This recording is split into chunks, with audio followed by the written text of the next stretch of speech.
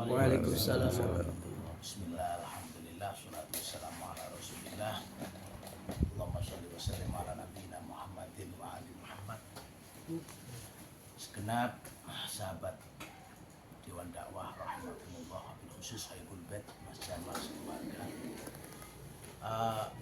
Apa yang disampaikan beliau ini sangat luar biasa, karunia Allah. Ya, karunia Allah. Umpama orang diberi itu mestinya yang diberi pertama kali saya, karena yang cukup dekat dengan keluarga Yunita itu saya. Tadi ya Dari mulai orang untuk jodoh sampai untuk jodoh Wong Tanggul itu saya tahu persis. Salah satu saudaranya ya ikut saya itu. Tapi kok kemudian beliau diberi amanah, berarti kan coro wong untuk pulungnya keluarga Bu Yunita Kang Jenengan. Alhamdulillah. Di sini memang sangat dinamis karena di sini semua keluarga saya. Amanatullah ini besannya ponakan saya. Kemudian Gembolo Pondok Al-Hikmah Darul Hikmah ini juga besan dari Panjursari. Kemudian Darul Amin ini juga istrinya santri saya yang kapan hari istri mudanya meninggal itu. Kemudian Alexania itu juga besan saya karena besannya Isadili. Jadi barangkali corong ngerti jeroan, mungkin saya agak lebih tahu jeroan. Jeroan gitu loh. Dulu di sini ada tokoh Muhammadiyah yang sangat luar biasa, Mbak siapa itu? Zain Farid. Ya, Pak Zain Farid dari Dalen yang merintis Muhammadiyah di sini, yang sangat luar biasa. Beliau waktu itu pernah dirawat di rumah sakit Muhammadiyah Jogja, sudah ditumpuk-tumpuk itu dengan jenazah lain waktu ada gempa di gunung Merapi ya. Nah, sudah ditumpuk. Tapi masih hidup, jadi akhirnya nggak jadi ditumpuk. Dan saya akrab sekali dengan keluarga beliau, tapi sejak beliau meninggal kelihatannya. Artinya saya akrab dengan orang-orang di sini, makanya jangan khawatir, ini orang baik semua. Ya, orang-orang baik semua. Jadi tidak ada orang jelek, selalu orang baik semua ini. Ya, orang baik, orang yang ahli sedekah, ahli ibadah, ahli berjuang, itu orang-orang di sini. Nah, kembali saya nggak cerita tadi kan. Beliau saya tanya dari mana? Dari Majalengka. Saya bilang, ini loh, saya ini orang Sunda asli, karena mbah saya namanya Kiai Haji Muhammad Ilyas, itu asli. Nah, kemudian saya bilang, dia tanya, Pak ya kok bisa di Krikilan, kemudian di mana Lampung begitu. Saya bilang, ini bukan kehendak saya, tapi ini darah saya bilang gitu. Pokoknya kalau ada orang satu dia tersentuh lalu emosional, Islam itu diganggu, itu yang pertama. Yang kedua gelem ngetik nih pesantren dan dia siap hijrah, itu mesti ada hubungan saudara. Saya bilang, saya punya mbah di sana namanya Syekh Karim. Syekh Karim ini salah satu tokoh pemberontak Cilegon zaman waktu itu. Kalau diurut itu dari kakek buyut. Nah, artinya begini, Islam di Indonesia ini, mohon maaf, ada pertanyaan menarik, kenapa kuat sampai sekarang? Karena nilai pesantren, Pak. Sama lihat Cordova itu, nggak kuat gimana, orang alim-alim di sana. Sama kalau belajar Alfiyah Ibnu Malik itu Cordova itu asli, ya asli dari Spanyol itu, bukan dari Arab itu. Cuma akhir hayat dia tinggal di Suriah. Ulama-ulama, tapi tidak diwariskan nilai, hanya bangunan, Pak. Kemegahan istana, kemegahan material fisik.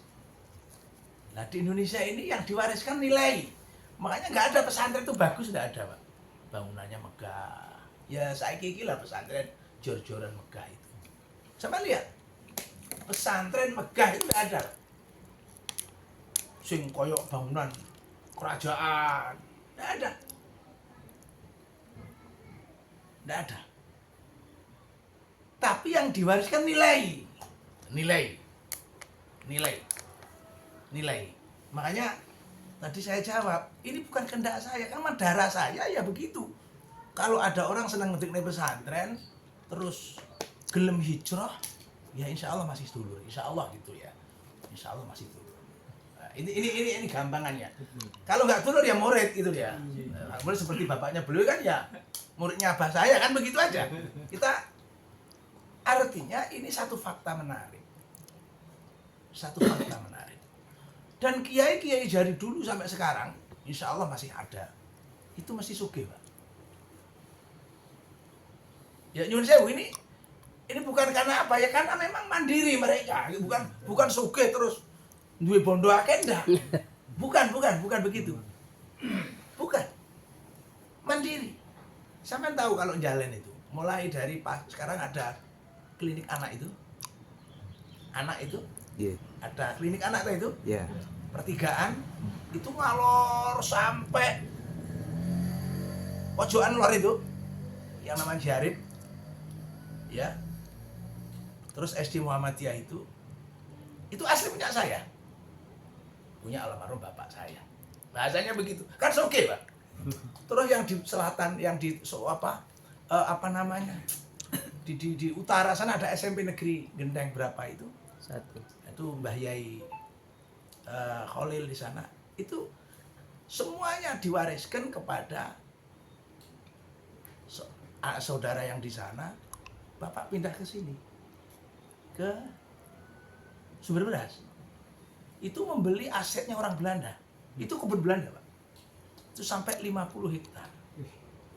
Loh, ini bukan kita pamer enggak, memang dari dulu warisan kiai itu kaya gitu loh Pak, kaya. Kalau boleh kita menyebut Mbah Yai Muhtar Syafaat itu juga pernah nyantri.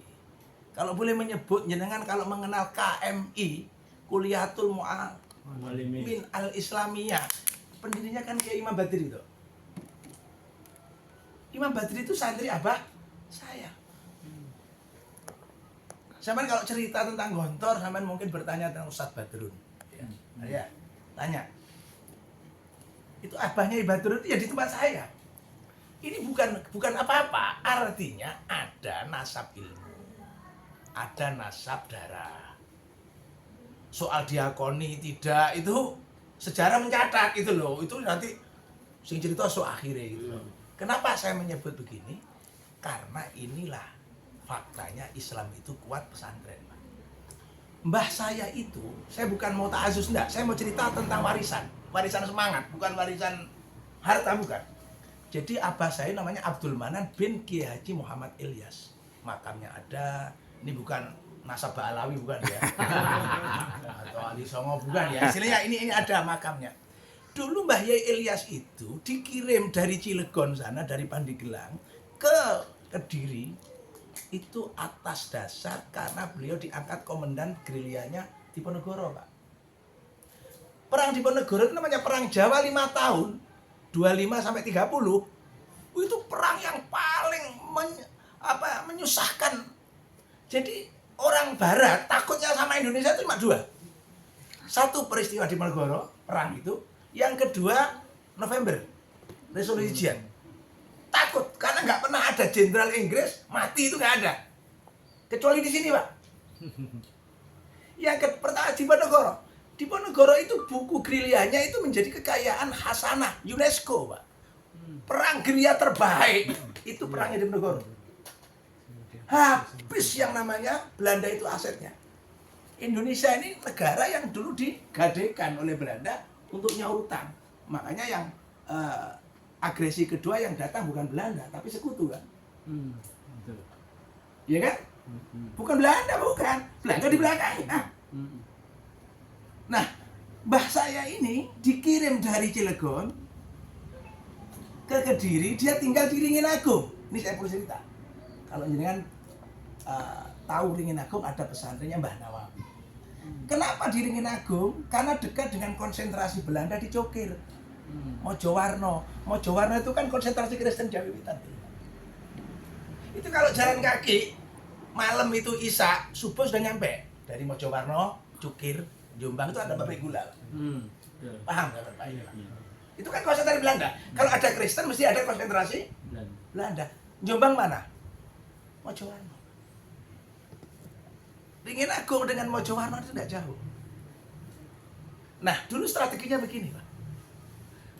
Kalau siang begini, macak dadi petani, Pak. Mbah saya itu. Nanti asar sampai di pondok ngaji, Pak, mulang.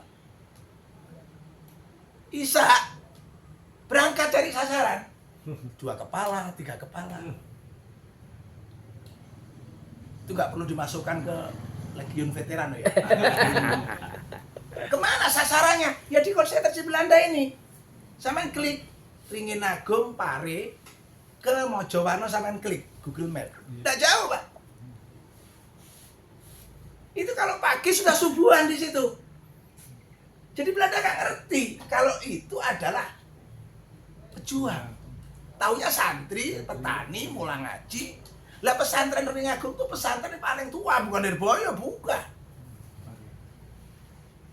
Bukan Ploso, bukan. Ya Ringin Agung itu bentuknya sampai sekarang masih sangat sederhana. Mungkin kalau Gontor gak ada apa-apa nih. Hanya gubuk-gubuk kecil. Itu juga dari orang Banten sana, Pak Nawawi itu. Itu tempat konsentrasi gerilyawan pasukan di Ponorogo. Jadi di Ponorogo itu mampu memobilisasi kiai sak Jawa, Pak. Menangnya di situ. Ini mungkin jenengan jarang mendengar begini. Jadi mbah saya ini punya darah tahun 1825 30 itu menjadi komandan di situ. Nah, inilah yang kemudian menjadi penting. Kalau jenengan mungkin melihat orang ahli toreko yang cuma wirid-wirid, sholawat, mungkin jenengan kan ngelok nih kadang-kadang. Oh itu kok masjid sholawatan gini-gini. Dulu itu dikamuflase begitu. Perjuangan supaya nggak mencolok, nggak ngomong politik, nggak ngomong kekuasaan, itu kamuflase. Makanya sampean ojo ngenyek sik gitu loh, kadang-kadang. Kadang-kadang nggak ada istiqosa, jangan. Wih, itu alat perjuangan, nggak ada yang marah dengan itu, Pak. Sampean terlihat semua pejuang itu mesti ahli toreko, Pak. Sing diomongin wirid. Sama tak dudui. Jokowi ini siapa guru spiritualnya? 2 orang. Kiai Karim karo Kiai Lepo. Ini sekarang pondok pesantrennya wah full Jokowi, Pak. Ini kita ngomong ya, oleh toreko itu, Pak. Nah, artinya apa? Jenengan dengan pesantren, ya alhamdulillah ini bagian dari nilai-nilai yang ditanamkan. Kalau Ustaz Fatur Rahman punya LKC di sana, itu yang ditanamkan itu. Pesantren itu sulit, Pak, ditembus, Pak, karena ikatan emosional kiainya sangat kuat. Misalnya saya ngomong Mas Gufron, sanatnya siapa? Al-Isra, nggak bisa lepas dari situ. Diceluk Al-Isra, takbir, Allahu Akbar, berangkat. Ya, kira-kira begitu, Pak, ya, kira-kira begitu. Nah, ini yang mungkin satu harapan baru untuk Mas Jamal dikembangkan, yang mewakafkan orang-orang yang sangat tulus, yang sangat ikhlas, ya. Ya, sekarang diberi karunia Allah punya osing deles itu dan seterusnya. Kan osing deles, Pak. Bosnya kan osing deles. Iya. Osing deles. Ya. Alhamdulillah, tabarakallah. Enggak pernah terlihat kurus loh dia. Ya. Enggak pernah terlihat kurus maksudnya. Osing deles. Osing deles. Harus bisa osing, ini harus ada osing deles itu ya. Nah, disitulah kemudian ketika misalnya hari ini kita kumpul Dewan Dakwah, itu artinya apa? Artinya kita tidak lepas dari semangat ini.